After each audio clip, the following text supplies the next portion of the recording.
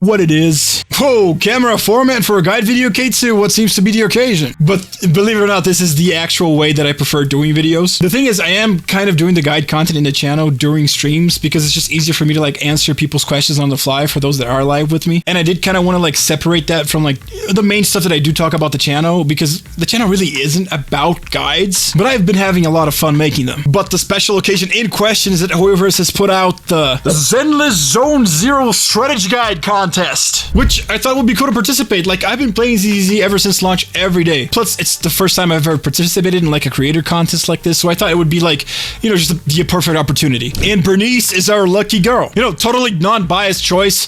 So like, she's the best looking character in the Sons of Caledon. Plus, if you guys played her on the story, like how do you not pull for that? Also, completely unrelated to the fact that I basically main anomaly characters. So yeah, completely neutral, non-biased at all. But yeah, so Burnice pre-farm guide. Now, most people who know me know how excited I am about pre-farming for characters in gacha games and like completely maxing them out day one. Ultimately, I think it can be completely inconsequential, but like it's my favorite thing to do, man. I just have a lot of fun pre-farming for this and getting them out in day one as best as I can. So we'll be looking into this video how to pre-farm for her materials, quantities expected for level thresholds, stamina costs, and approximate days that you're gonna need to farm everything, if we keep in mind that every day you can spend like 320 stamina. Another disclaimer is I based my calculations off of the internet level 50 rewards, so just keep that in mind. If you're a little bit under that, like it might take you a little bit more than the time that I'm telling you right now, but don't worry, you're gonna get to 50 eventually and you'll be fine. But we're gonna go ahead and try to get your Burnice to the best stage that she can be as possible during day one, depending on how much you can farm right now. First things first, guys, leveling. What you're gonna need is gonna be Denny's character XP materials and what we call the certification seals. First of all, the XP materials are called the senior investigator logs. It's just the purple ones or the A rank ones I'm gonna use here, and you know my calculations. You're gonna need 300 of those, and that'll get her up to level 1 to level 60. Additionally to that, for the ascensions, you're gonna need a total of 800k Denny's. And if you're expecting to level up Burnice to anything between level 1 and 60, I'm gonna put the intermediate levels right now on screen.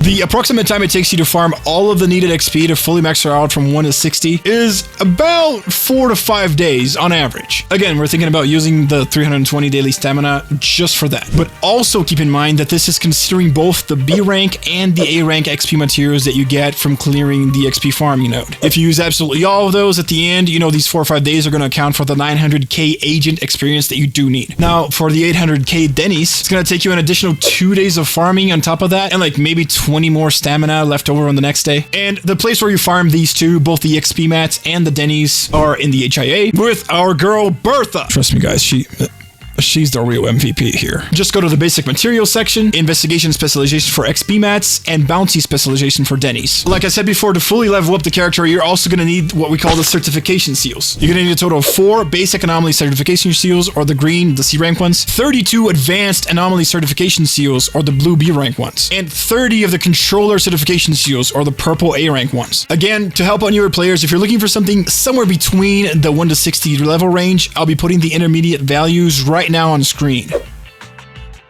For the complete set of certification seals, it should take you about 6 100 stamina runs, which equals to basically 2 full days of farming for seals. And the place to do it is still with Bertha. And boom, with all that, your Burnice is going to be able to be leveled from 1 to 60 day 1. If you guys decide to go for the W engine as well, then you're looking at an additional 400k Denny's that can be farmed in the same way. Time-wise, should take you about a day and a half, and an additional 200 W engine energy modules, which are, you know, the weapon XP materials here. And also for the W engine, if you're going for any level threshold that is below level 60, I'll be putting them on the screen right now also.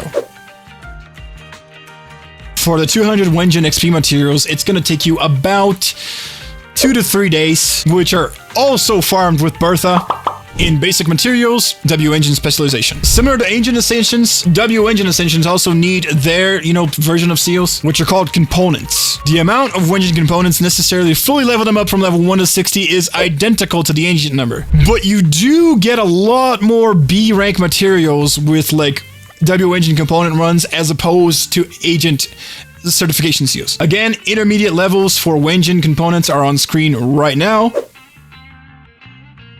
And to get all those components, it should not take you more than 4 100 stamina runs, which is a full day and then 80 stamina on the second one. Now guys, for the certification seals, for the engine components, and for the elemental chips that we're going to talk about later, always keep in mind that you can dismantle them into earlier versions of them, or like you can dismantle B ranks into C ranks, but you can also craft A ranks from the B ranks that you get, and you're going to get a lot of B ranks, so make sure that you're doing this. My calculations here are based off the fact that you will be always crafting the surplus B rank materials that you get into A rank mats. Place to farm the components is also with our girl Bertha in the W engine modification section. This case, the anomaly magnet test. That's it.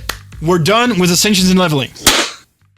Next are how to level the agent's skills. And believe you me, outside the disk drive farming, which is a complete insane time sink, this is where the bulk of your farming time is going to take place. But don't feel intimidated. It might seem like too much, it might seem like, oh, I'm never going to be able to farm this, especially when you're a newer player where you feel like you kind of got to invest in the characters you already have. Besides wanting to pre-farm for the Burn Queen, just farm what you can. And if you can't completely max her out, don't worry about it. Just be able to use the handy upgrade suggestion tab to know what should matter you more, and as far as what you need to know what to prioritize, where you should spend the elemental chips that you actually have. Overall, like, again, if you can't completely max her out, please, it's no big deal. Don't beat yourself over it. The biggest reason why I say this is because the hamster cage passes are a whole other can of worms. We'll touch on that later, but that is a big detriment that might not be able to allow you to max her out on day one. So, like, just... we'll get to that later, okay? What I want you guys to know is just don't beat yourself over not having her 12 day one. But in case you are going to be able to do it, then this is how we're going to do it. First of all, we're going to talk about these 5 skills here at the bottom, and every character has these. I like to call them basic skills. I don't know if the game calls them that. I usually call them that. To fully level up all 5 of these from 1 to 12, you're going to need 2,500,000 Dennies, 25 basic burn chips, 75 advanced burn chips, and a whopping 250 specialized burn chips. And the aforementioned hamster cage passes. Again, we're going to get into these a lot later on. Now, level thresholds per skill, if you want like anything between that, I'm going to put them on the screen right now. And if you don't care about priority, you're going to go full completionist on skills, then here are the total thresholds for all 5 skills. The full farm for the 2,500,000 Dennies here is going to take you about 7 days of full stamina spending on Dennies. And to get every single burn chip is going to take you about 10 days on average, which is honestly kind of the exact same that happens to me in Honkai Star Rail. And once again, just always remember to be crafting or dismantling materials as you need to build the other ranks. And the place where you farm them, you guessed it, Bertha! Head on over to Agent Skill and crank up that heating test for Burnice. Now, there's a big caveat in leveling up these 5 skills for agents. The hamster cage pass. Yes, the dreaded final skill level ascension material that you see in too many gacha games as far as I'm concerned. I'm looking at you, fake Grand Order. I still have PTSDs from your crystallized lures. If you've played hoyoverse games before, these are the equivalent to your crowns in Genshin Impact or to your tracks of destiny in Honkai Star Rail. And honestly, these are ultimately the items that usually make or break your ability to be able to fully max out the character on day one. Unfortunately, they are extremely rare, and currently the only way to obtain them is through the new Eridu City Fund, which is the battle pass for the game, specifically at level 35. 1, if you're free to play, 2, if you pay for the battle pass. And another way is through special in-game events, which, now correct me if I'm wrong, but I'm pretty sure we only get 1 per major patch. Or, in other words, 1 every 6 weeks or every 40-ish days. Right now, we're fortunate enough to have one going on. It's called the Overlord's Feast. If you complete these events, you get 1 pass. Done. But keep in mind, you do need to complete the event, and not every event is like this. Like I said, once every major patch, maybe. So all in all, usually you're going to be able to farm 3 of these every 40 or so days, man. Now, you can also acquire these through the internet level, threshold rewards, like I'm pretty sure it's only at level 50 and 60, but I don't want to count them because they're only a one-time thing. It's not a consistent way of getting them, and most of us aren't really at level 60 yet anyways. And because of that, they're a huge gatekeep in being able to completely max out the character, which is extremely annoying if you're anything like me, and this is kind of my favorite thing to do. And if you mainly play these games for the character collection aspect and, the team building mechanics that they have. Now, there's a lot to be said about this. Honestly, I feel that you didn't need this at all. We're already taking like a long time to build our characters, so why gatekeep them so much like this? One thing I would like to see from ZZZ is kind of add another way to get this that is consistent. Like, I don't know, man, every critical node that we completely clear, we get one of these. In Star Rail, you get these from the simulated universe, which is the same thing as the Hollow Zero. I think that would be good for the game and for the players. Now, I don't want to be unfair. ZZZ devs have been absolutely amazing about listening to feedback, and I've got lots of praises to give them in a little bit. I'm just trying to be critical here of something that I do think still can be better. But that is a whole topic for another video, really. All I'm going to tell you now is make sure you save these passes for your absolute favorites, or the characters that you feel are going to make the biggest difference on your account and your end game experience. So in addition to this, in case you don't want to spend hamster cage passes at all because you're saving for Miyabi or something like that, here's the total materials that you need to get Burnice from level 1 to 11 in the skills. But really, look at that face. How can you say no to that face? Kind of disappointing if you guys aren't going to use your passes on her, I'm just saying. Anyway, onwards to core passives. The core passives are these skills up here that you can upgrade by activating them 6 times from A to F. These are usually the top priority for skill upgrades, and honestly, Burnice doesn't seem to be an exception. You're going to need Denny's and what I like to call the weekly and normal boss materials to be able to upgrade these. And the total that you need is 405k Denny's, 60 normal boss materials, and 9 weekly boss materials. For specific thresholds again, there you go on the stream.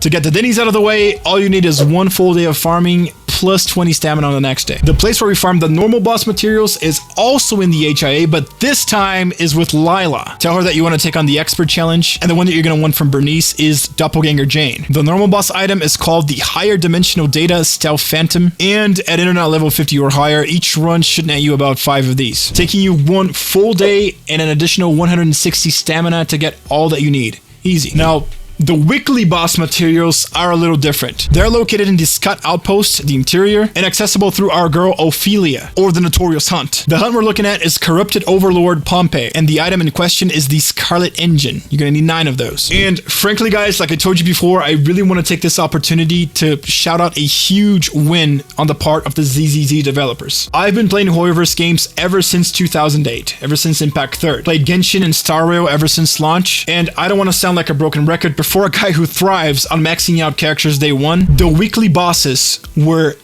frequently a huge setback, and in my opinion, a complete unnecessary time gate. The reason being, man, is that, you know, if the devs don't want you, if they don't want people to be able to max out their characters on day 1, then time gate all the characters. But the way that it is in Star Rail and Genshin Impact, every time a character just happens to come out with new content that has a new weekly boss, that character gets the short end of the stick, and you're simply not able to max the character out just because you're time gated to be able to gather the remainder materials from weekly bosses on the next week. It makes it inconsistent for no apparent reason for some characters, and that's it. But characters that come out on later patches on that expansion or whatever, you can just do that with them. No problem there. So what is the point of the weekly lockout? If it's about getting people to do the new content, then just make them farm the new content. Like, I do think it's good for the game to create new weekly bosses for you to farm, but I don't see the reasoning behind having to time gate that for newer characters. I have been giving this feedback to Genshin Impact ever since, like, the 3rd month of playing it. And I have been giving the same feedback to Honkai Star Rail ever since day 1 of playing it. When I started playing ZZZ, I was like, you know what, new dev team, what the heck? I'm just gonna say the same thing, right? Let's see what they're gonna do about it. And lo and behold, the Chads actually listened and did something about it. Can you see this? Genshin Impact has been going on for 4 years, and Honkai Star Rail has been going on for a year and, like, what, 6 months? I don't know, right now, like 6 months, 4 months, man. ZZZ, on its 2nd major patch, addressed something that I felt was a huge problem in what, 12 weeks of game? That says something very, very, very positive about the developers for ZZZ, man. And it gives me a huge hope that this game is just gonna get better and better. If you've been seeing tons of videos online saying, you know, the devs listen, ZZZ devs are amazing, it's true. I just want to give you my 2 cents about it also. They gave you a very, very simple fix. All they did is just tell you, okay, if you want to farm more, 60 stamina. There you go. That's fine. You're still keeping your, you know, they want you to come back every day mechanic, which is the stamina thing, but now you're able to pre-farm for anything and anyone that comes out. And the way you do that is just saving batteries or over excess stamina that just got added, by the way, and then you spend all of that day one in case you do get a new weekly boss day one. But anyway, guys, I'm sorry. I'm going to stop talking about this. I'm just really, really happy with this, and I think this is a massive W for ZZZ. Now, there are other things that still kind of worry me, like the power creep that Caesar input in the game, at least in my opinion. But let's just wait. The game is in its infancy as a gacha game, in my opinion, and I think it's too early for me to, you know, just say, oh, power creep is insane or something like that. Let's wait a little bit. Anyway, guys, everyone that watches my content already know that I only make content about things that I actually really like, and all my criticism towards these games are supposed to be constructive and because I want the games to be better. So now I want to be fair and say ZZZ had a huge win. You know, it just is. And I guarantee you this choice that they made isn't going to hurt the game at all. Just keep making cool looking characters, funny and endearing storylines, and you should be good. Anyway, back on track. If you need to farm these materials, and I don't know, man, maybe you're using the weekly, you know, the 3 allotted times that you can farm without wasting stamina. Maybe you're using those for Caesar right now, like I am. Then it's going to take you about 1 full day and 160 stamina to farm all the 9 Scarlet engines that you need for Burnice. Moving on. Guys, we are done with the character. Now, all we've got to talk about is how are we looking to build Burnice, right? So some early build ideas. And I call it early because really, guys, I think the only time that we're going to be able to test her 100% is after she is out. The place where you farm said disk drives is also in the Scout Outpost, except it's with this dude, Roland, and it's called the Cleanup. The 4-piece set you're going to want to farm is the Chaos Jas and the Cleanup Hunter and Beast. And guys, it's not exactly rocket science. This set was 100% designed for Burnice, which, talking about them, the main stats that you're going to need on the disk drives are probably going to be the same that you guys are using on Jane and on Grace. Anomaly proficiency for disk 4, fire damage percent for disk 5, and anomaly mastery for disk 6. Try to get these. These are the most important. If you do want to optimize anomaly substats, then it will probably be anomaly proficiency and attack percent as the stats that you absolutely want in your pieces, especially since her skills seem to scale a lot with attack percent, and also you want to keep applying your anomaly ASAP. It's what anomaly characters do. Like I tell you guys, it's really not that deep. For the 2-piece, you're going to want to farm Freedom Blues just for the extra 30 anomaly proficiency. But if you're looking for something else, the attack percent from Hormone Punk might also be good. You might prefer it. You know, it's easy stuff. Now, just some quick estimations for your pre-farm. I can't really tell you how long it's going to get for you to take the disk drives that actually have the main stats you need. It's just a gacha and a gacha. But I can tell you how much it's going to take you to farm plating agents to level up those disk drives, all 6 of them, from 1 to 15. And it's approximately 24 ether plating agents, you know, the A rank or the purple ones, to level disk drives from 1 to 15. To fully level all disk drives, you're looking at about 3 full days of farming plating agents, including the necessary dennies to level them up too. And again, the place to farm is... never disappoints, does she? Again, basic materials, plating agent specialization, you get the drill. Now, if we're picking the W engine, again, not rocket science. Best one will be her signature, the Flame Maker Shaker. That's a name. You know, and sure, we don't have the exact Excel spreadsheets here, but like... it's gonna be her best thing. The other 5-star anomaly engines should work just fine also, which I think is only Grace's. And if you are looking for free-to-play options, we have the Weeping Gemini, the Rainforest Gourmet, or if you're getting the Meta Pass, the Electro Lip Gloss. They should all be good. To get the first 2, you just go to the gadget store. It's gonna ask you for some mats. The engine chips are gonna drop through recycling other 4-star engines, or you know, the A-rank engines that you might not need, but I really don't recommend newer players doing this. But it also comes from the weekly boss farm, which you should be already doing for the core passives anyways, so you might have enough to just, you know, craft the engine that you need. Out of all of these, I personally prefer the Weeping Gemini, but all 3 should work. Oof. Gosh. And we're done.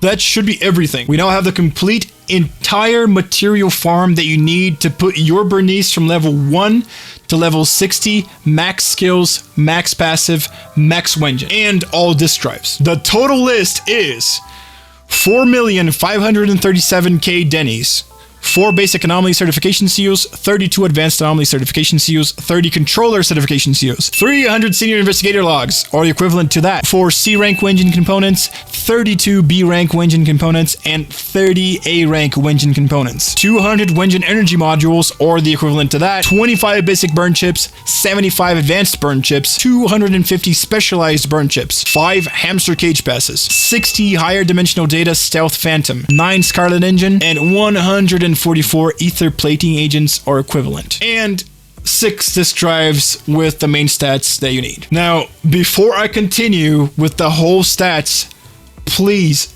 don't be discouraged and don't be intimidated. All that I'm going to tell you right now is thinking that you start this pre-farming with 0 everything, okay? So realistically speaking, it doesn't take this long, all right?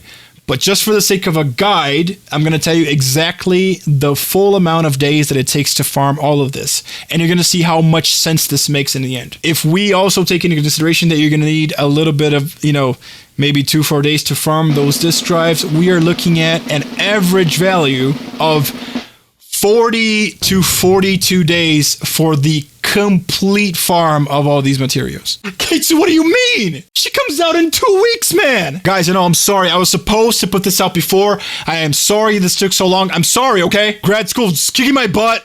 I didn't have time to prepare the video. Then Hoyoverse just came out with the contest, bro. I needed to make this a little bit different, okay? Anyways, guys, please don't let this scare you. Like I told you guys, if you have absolutely 0 materials, it should not be the case for everybody. Thing is, it's not even the worst of it. During those 42 days, the maximum amount of hamster cage passes that you're going to be able to get is 3. If you do want to max out Burnice day 1, then I really hope you have 2 of those saved up before starting this, major patch with Caesar. But believe me, it gets way more manageable when you're like thinking that you're not gonna go for every single character and every single banner. We know that these characters are gonna come out at least 6 weeks before they actually do come out, and then you still have the 3 weeks while the character's out to be able to max them if you want to be able to still make use of that character during the end game period that was designed for said character. So it gets easier, guys. Please trust me. I've been doing this in Star Rail for like 8-10 months, and I'm able to completely 100% max out at least 1 character every major patch. Now, to be fair, there we got more like Tracks of Destiny and stuff, but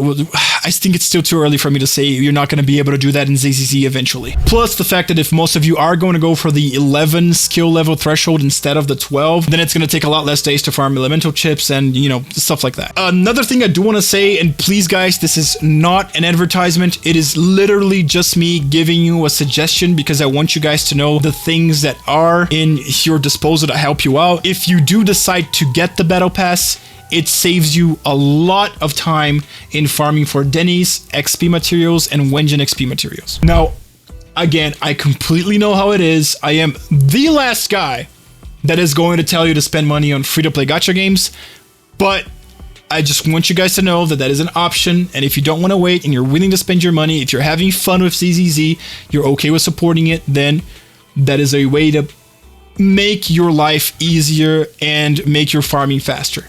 It is what it is. Just want you guys to know it's an option. Again, guys, especially if you're new, don't fret with this. It makes absolute total sense that it takes you 42 days to farm that, and the reason why that makes so much sense is because Hoyoverse gacha games are designed behind a 6-week time gate. And what I mean by that is every major patch usually lasts 6 weeks, or these 40 to 42 days. So again, it makes complete sense that they would design their characters to be able to be built fully in that 6-week period. If this is going to be anything like my experience with Star Rail, then it will get much easier for you to pick the characters that you actually like and be able to completely have them pre-farmed by the day that they're out. And that's just the way gacha games work. And again, I promise you guys that I'm going to try to get these earlier out. If you guys think it's too late for Burnice and you're just going to, take her, day by day, then I am planning to do a Yanagi video just like this one for people who are hyped for Yanagi, and it should come out sometime next week. I promise. Again, sorry for taking so long to put this video out. I really wanted to take this opportunity to put out my calculations, and I really did make all these like day and stamina value calculations on my own. Maybe this information was out there somewhere. I just chose to do it from my data because I wanted this to be an original video, right? To end the video, video, man, I just want to thank everybody that watched this until the end. You guys are absolute MVPs. Thank you so much for your attention and for your time. I want to wish all of you Burnice enjoyers the absolute best of luck in her banner. I really hope you get her and you win your 50-50, dude. If you enjoyed this guide, I do lots of these pre-farming ones, man.